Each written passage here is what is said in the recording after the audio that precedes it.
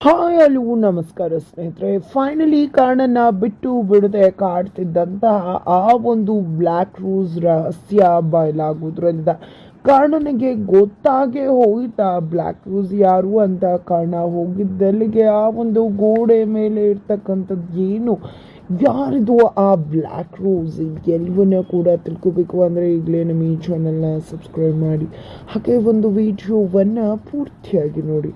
ಇಲ್ಲಿ ಸಾಹಿತ್ಯಗೆ ಒಂದು ದೊಡ್ಡ ಸತ್ಯ ಗೊತ್ತಾಗ್ತದೆ, ಆ ಕಡೆ ಕರ್ಣಂಗೂ ಕೂಡ ಒಂದು ದೊಡ್ಡ ಸತ್ಯ ರಿವೆಲ್ ಆಗ್ತದೆ.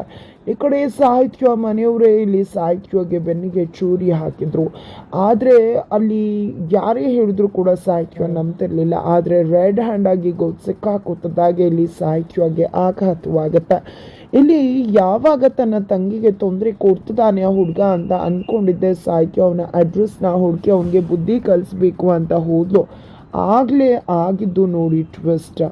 ಇಲ್ಲಿ ಆಕೆ ಏನೋ ನನಗೆ ಬುದ್ಧಿ ಕಲಿಸ್ಬೇಕು ಅಂತ ಹೋದ್ಲು, ಆದರೆ ಆ ವ್ಯಕ್ತಿ ಮಾತ್ರ ನನಗೆ ದ್ರೋಹ ಆಗಿದೆ, ಮೋಸ ಆಗಿದೆ, ನನ್ನ ಲವ್ ಮಾಡಿಲ್ಲ ಅವಳು, ನನ್ಗೆ ಎಷ್ಟು ಕೇಳ್ಕೊಂಡ್ರು ಕೂಡ ಅವಳು ಒಪ್ಕೋತಾ ಇಲ್ಲ ಅಂದಾಗ ಏನು ಮಾತಾಡ್ತಿದ್ಯಾ, ಅವಳಿಗೆ ಎಷ್ಟೆಲ್ಲ ಹೇಳೋದಲ್ವ ನನಗೆ ನಿನ್ನ ಮೇಲೆ ಪ್ರೀತಿ ಇಲ್ಲ ಅಂತ. ಅಂದಮೇಲೆ ಯಾಕೆ ತೊಂದರೆ ಕೊಡ್ತಿದ್ಯಾ ಅಂತಂದ್ರೆ ನಾನು ಅವಳಿಗೋಸ್ಕರ ಏನೇನೆಲ್ಲ ಮಾಡಿದ್ದೀನಿ ಗೊತ್ತಾ ಅಂತ ಹೇಳ್ತಾನೆ ಆ ವ್ಯಕ್ತಿ. ಏನು ಮಾಡಿದ್ಯಾ ನೀನು ಅವಳಿಗೋಸ್ಕರ ಅಂತ ಹೇಳ್ತಿದ್ರೆ ಏನು ಮಾಡಿದ್ದೀನಿ ಅಂತ ಕೇಳ್ತಿದ್ರ. ನಾನು ಸುಮ್ಮನೆ ಅವಳು ಹೇಳಿದಾಗೆಲ್ಲ ಮಾಡಿಲ್ಲ, ನಿಮ್ಮ ಸ್ವಯಂವರ ಆಗುವ ಹಾಗೆ ಮಾಡಿದ್ದು. ಆಗ ಅವತ್ತು ಪ್ರಿನ್ಸಿಪಲ್ ಮೇಲೆ ಇಂಕ ಹಾಕಿದ್ದು, ಅದು ನಿಮ್ಮ ಮೇಲೆ ಬರುವ ಹಾಗೆ ಮಾಡಿದ್ದು, ಇದನ್ನೆಲ್ಲವನ್ನ ಕೂಡ ಮಾಡಿದ್ದೆ ನಿಮ್ಮ ತಂಗಿ. ನೀವು ಕಾಲೇಜಿಗೆ ಬರಬಾರ್ದು ಅನ್ನೋ ಕಾರಣಕ್ಕೆ ಅದಕ್ಕೆಲ್ಲ ಸಾಥ್ ಕೊಟ್ಟಿದ್ದೆ ನಾನು ಅಂತ ಹೇಳ್ತಿದ್ರೆ ಈ ಮಾತನ್ನು ಕೇಳಿ ಸಾಹಿತ್ಯ ಕೆಂಡಾಮಂಡಲ ಆಗ್ಬಿಡ್ತಾಳೆ. ಆ ಮಾತನ್ನ ನಂಬದೆ ಕೂಡ ಈ ಕಡೆ ಅವನಿಗೆ ಕೆನ್ನೆಗೆ ಬಾರಿಸಿ ಅಲ್ಲಿಂದ ಹೋಗೋಕೆ ನೋಡ್ತಾಳೆ. ಬಟ್ ಹೋಗೋಕೆ ನೋಡ್ತಿದ್ದಾಗೆ ಈ ಕಡೆ ವ್ಯಕ್ತಿ ಕಾಲ್ ಮಾಡಿಬಿಡ್ತಾನೆ. ಗ್ರೀಷ್ಮಗೆ ಕಾಲ್ ಮಾಡಿದೆ, ನೋಡು ನಾನು ನಿಮ್ಮ ಅಕ್ಕಂಗೆ ಎಲ್ಲ ವಿಷಯ ಹೇಳ್ಬಿಡ್ತೀನಿ, ನನ್ನನ್ನೇ ಪ್ರೀತಿ ಮಾಡ್ತಿಲ್ವಾ ಅಲ್ವಾ ನೀನು ಅಂತ ಹೇಳಿದ ತಕ್ಷಣ ಈ ಕಡೆ ಆ ಗ್ರೀಷ್ಮ, ದಯವಿಟ್ಟು ಏನು ಕೂಡ ಹೇಳ್ಬೇಡ, ನಾನು ನಿನ್ನ ಯಾವತ್ತೂ ಕೂಡ ಪ್ರೀತಿ ಮಾಡಿಲ್ಲ, ಸುಮ್ಮನೆ ನನಗೆ ಕಾಟ ಕೊಡಬೇಡ ಅಂತ ಹೇಳಿ ತಾನು ಮಾಡಿದ್ದು ಎಲ್ಲ ಕರ್ಮಕಾಂಡನೂ ಕೂಡ ಅವಳೇ ಒಪ್ಕೊಂಡ್ಬಿಡ್ತಾಳೆ ಫೋನ್ನಲ್ಲಿ. ಇದನ್ನು ಕೇಳಿಸ್ಕೊಂಡಿದ್ದೆ ಸಾಹಿತ್ಯಗೆ ಶಾಕ್ ಆಗುತ್ತೆ. ಇವಾಗಾದರೂ ಗೊತ್ತಾಯ್ತಾ ನಿಮ್ಮ ತಂಗಿ ಏನು ಅನ್ನೋದು ಅಂತಿದ್ದಾಗೆ ತುಂಬ ಕುಸ್ತೋಗಿದ್ದಾಳೆ. ಹಾಗೆ ಮನೆಗೆ ಬರ್ತಿದ್ದಾಳೆ ತುಂಬ ಕೋಪದಲ್ಲಿ ಸುಪ್ರೀತ್ ಜೊತೆ. ತದನಂತರ ಇತ್ತ ಕಡೆ ನೋಡಿದ್ರೆ ನಳಿನವರು ಇಷ್ಟು ದಿನ ಕಾಣಿಸ್ತಾ ಇರಲಿಲ್ಲ. ಕಾರಣ ಏನಾದರೂ ಮಾಡಿಬಿಡ್ಬೋದು ಅನ್ನೋ ಭಯಕ್ಕೆ ಅಮ್ಮಂಗೆ ಹುಷಾರಿಲ್ಲ ಅಂತ ಸುಳ್ಳು ಹೇಳಿ ಮನೆಯಿಂದ ಹೊರಟು ಹೋಗಿದ್ರು. ಆದರೆ ಈಗ ಗ್ರೀಷ್ಮಂಗೆ ಕಾಲ್ ಮಾಡಿದೆ, ಏನೂ ಪ್ರಾಬ್ಲಮ್ ಇಲ್ಲ ಅಲ್ವಾ ಅಂತ ಗೊತ್ತಾಗ್ತಿದ್ದಾಗೆ ಫೈನಲಿ ಮನೆಗೆ ಬಂದರು. ಆದರೆ ಅವರು ಮನೆಗೆ ಬಂದಿದ್ದ ತಡ ಮತ್ತೆ ಪ್ರಾಬ್ಲಮ್ ಕ್ರಿಯೇಟ್ ಆಗ್ತದೆ. ಈ ಕಡೆ ಗ್ರೀಷ್ಮಗೆ ಹುಡುಗ ಕಾಲ್ ಮಾಡಿ ನನಗೆ ಮದುವೆ ಆಗಲ್ಲ, ನನ್ನ ಲವ್ ಮಾಡಲ್ಲ ಅಂತ ಹೇಳಿದೆ ಅಲ್ವಾ, ಇವಾಗ ಏನಾಗಿದೆ ಗೊತ್ತಾ, ನಿಮ್ಮ ಅಕ್ಕಂಗೆಲ್ಲ ವಿಷಯ ಕೂಡ ಸತ್ಯ ಹೇಳಿದಾಗಿದೆ, ನೀನು ಏನೇನು ಮಾಡಿದೆ ಎಲ್ಲ ಸತ್ಯ ಕೂಡ ನಿಮ್ಮ ಅಕ್ಕಂಗೆ ಗೊತ್ತಾಗಿದೆ ಅಂತ ಹೇಳ್ತಿದ್ದಾಗೆ ಈ ಕಡೆ ಶಾಕ್ ಆಗಿಬಿಡ್ತಾಳೆ ಗ್ರೀಷ್ಮ. ಈ ಕಡೆ ನಳಿನವ್ರಿಗೂ ಕೂಡ ಅಮ್ಮ ಅವ್ನಿಗೆಲ್ಲ ಸತ್ಯ ಹೇಳ್ಬಿಟ್ಟಿದ್ದಾನಂತೆ. ಸಾಹಿತ್ಯ ಅಕ್ಕನ ಹತ್ರ ಏನು ಮಾಡೋದು ಅಂತ ಗೊತ್ತಾಗ್ತಿಲ್ಲ ಅಂತಿದ್ರೆ, ಹೌದಾ ಹಾಗಿದ್ರೆ ನಾನಂತೂ ಖಂಡಿತ ಇಲ್ಲಿರಲ್ಲಪ್ಪ. ಈಗ ಸಾಹಿತ್ಯ ಗೊತ್ತಾಯಿತು, ಸಾಹಿತ್ಯನಿಂದ ಆಮೇಲೆ ಕರ್ಣಂಗೆ ಗೊತ್ತಾಗುತ್ತೆ, ಆಮೇಲೆ ನಾನೇನು ಮಾಡಲಿಲ್ಲ, ನಾನು ಮೊದಲು ಇಲ್ಲಿಂದ ಹೋಗ್ತೀನಿ ಅಂತ ಹೊರಡ್ತಿದ್ರೆ ಎಲ್ಗಮ್ಮ ಹೋಗ್ತಿದ್ಯಾ ನೀನು, ದಯವಿಟ್ಟು ಎಲ್ಲೂ ಹೋಗಬೇಡ ಇಲ್ಲೇ ಇರು ಅಂತ ಹೇಳ್ತಿದ್ದಾಳೆ. ನಂತರ ಈ ಕಡೆ ಹೊರಗಡೆ ಹೋಗೇ ಬಿಡ್ತೀನಿ ಅಂತ ಹೇಳಿ ಬರ್ತಿದ್ರೆ, ತಾತ ಎಲ್ಗೆ ಹೋಗ್ತಿದ್ಯಾ, ಇವಾಗ ತಾನೇ ಬಂದವಳು ಆಗಲೇ ಮನೆ ಬಿಟ್ಟು ಹೋಗ್ತಿದ್ಯಾ ಅಂತ ಕೇಳ್ತಿದ್ದಾರೆ. ಇಲ್ಲ ಅರ್ಜೆಂಟ್ ಇದೆ ನಾನು ಹೋಗಲೇಬೇಕು ಅಂತ ನಳಿನವರು ಮನೆ ಬಿಟ್ಟು ಹೊರಡ್ತಿದ್ರೆ ಅಷ್ಟರಲ್ಲಿ ಸಾಹಿತ್ಯ ರೆಬಲ್ ಆಗಿ ಎಂಟ್ರಿ ಕೊಡ್ತಾಳೆ. ಸಾಹಿತ್ಯ ಬರ್ತಿದ್ದಾಗೆ ಈ ಕಡೆ ನಳಿನ ಮತ್ತು ಗ್ರೀಷ್ಮ ಇಬ್ಬರು ಕೂಡ ಶಾಕ್ ಆಗ್ತಿದ್ದಾರೆ, ಏನು ಮಾಡ್ಬೋದು ಏನು ಅಂತ.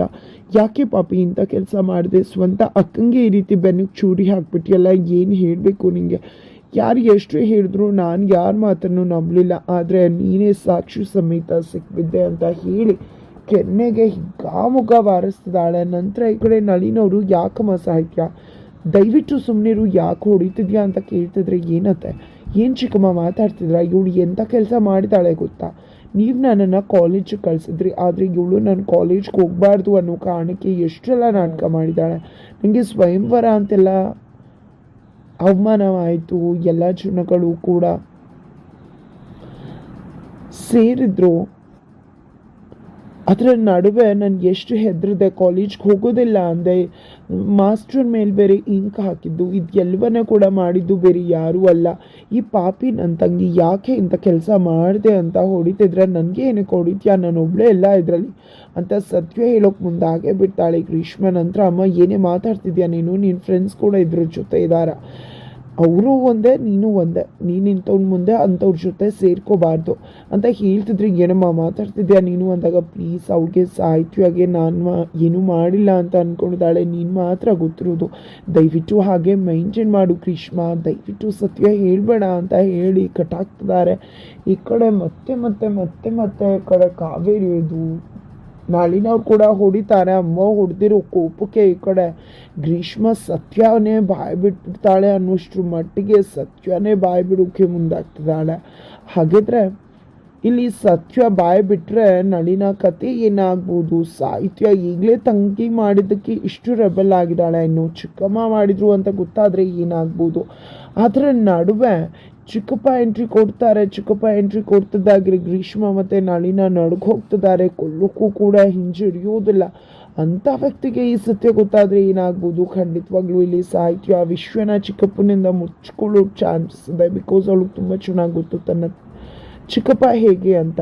ತದನಂತರ ಆ ಕಡೆ ಎದ್ದದ್ದೇನೆ ಈ ಕಡೆ ಕರ್ಣನ್ ತಲೆ ಕೆಟ್ಟೋಗಿದೆ. ಹಣೆ ಮೇಲೆ ಇದು ನಿನ್ನ ಮೊದಲ ಬೀಚು ಅಂತ ಬರೆದಿದ್ದು ಯಾವುದೇ CCTV ಫುಟೇಜಲ್ಲಿ ಕಾಣಿಸ್ದೇ ಇರ್ತಕ್ಕಂಥದ್ದು, ಮನೆ ಹೊರಗಡೆಯಿಂದ ಬಂದಿರ್ತಕ್ಕಂಥದ್ದು, ಇದು ಎಲ್ಲವನ್ನ ನೋಡಿದ್ದೆ ಈ ಕಡೆ ಕರ್ಣಂಗೆ ಅನ್ನಿಸ್ತದೆ ಮನೇಲೇ ಯಾರು ಇರಬಹುದು ಅಂತ. ತದನಂತರ ಮನುಷ್ಯವ್ರ ಗಂಡ ಬರ್ತಾರೆ, ಏನಿದೆಲ್ಲ ಮತ್ತೆ ಬ್ಲ್ಯಾಕ್ ರೂಸ್ ಕತೆನ ಮನೆಯವ್ರಿಗೆ ಹೇಳ್ತೀನಿ ಅಂತ ಮನೆಯವ್ರು ಎಲ್ಲರೂ ಕೂಡ ಅಲ್ಲಿಗೆ ಬರ್ತಿದ್ದಾಗೆ ಈ ಕಡೆ ಬ್ಲ್ಯಾಕ್ ರೋಸ್ ಅಂದ ತಕ್ಷಣ ಅರುಂಧತಿ ಅವ್ರಿಗೆ ಶಾಕ್ ಆಗುತ್ತೆ. ಮತ್ತೇನ ಅಂದಾಗ ಅಯ್ಯೋ ರೋಸಿ ಅನ್ನೋ ಹುಡುಗಿ ಕಣ್ಣನ್ನ ಮೊದಲಿಂದ ಕೂಡ ಇಷ್ಟಪಡ್ತಿದ್ಲಂತೆ, ಆದರೆ ಈ ಏನಾಯಿತು ಏನು ಅಂತ ಗೊತ್ತಿಲ್ಲ. ಹೈಸ್ಕೂಲಲ್ಲಿದ್ದ ಹುಡುಗಿ ಮತ್ತೆ ವಾಪಸ್ ಬಂದಿದ್ದಾಳೆ, ಹಾಗಾಗಿ ಅವಳೇ ಪ್ರ್ಯಾಂಕ್ ಮಾಡ್ತಿರ್ಬೋದು ಕರ್ಣನ ಅಂತ ನಮಗೆಲ್ಲ ಕೂಡ ಅನ್ನಿಸ್ತದೆ. ಅದರಲ್ಲಿ ಇನ್ನೇನಿದೆ ಸೀರಿಯಸ್ ಏನೂ ಕೂಡ ಇಲ್ಲ ಅಂತ ಎಲ್ಲರೂ ಕೂಡ ಸುಳ್ಳು ಹೇಳಿಬಿಡ್ತಾರೆ. ಸಂಚು ಬರುತ್ತೆ ಹಾಗೆ ಚೋಟು ಎಲ್ಲರೂ ಕೂಡ, ಆದರೆ ಇದು ಯಾವುದನ್ನು ಕೂಡ ಒಪ್ಕೊಳ್ಳೋಕ್ಕೆ ಸಿದ್ಧವಾಗೇ ಇಲ್ಲ ಅಂತ ಹೇಳ್ಬೋದು.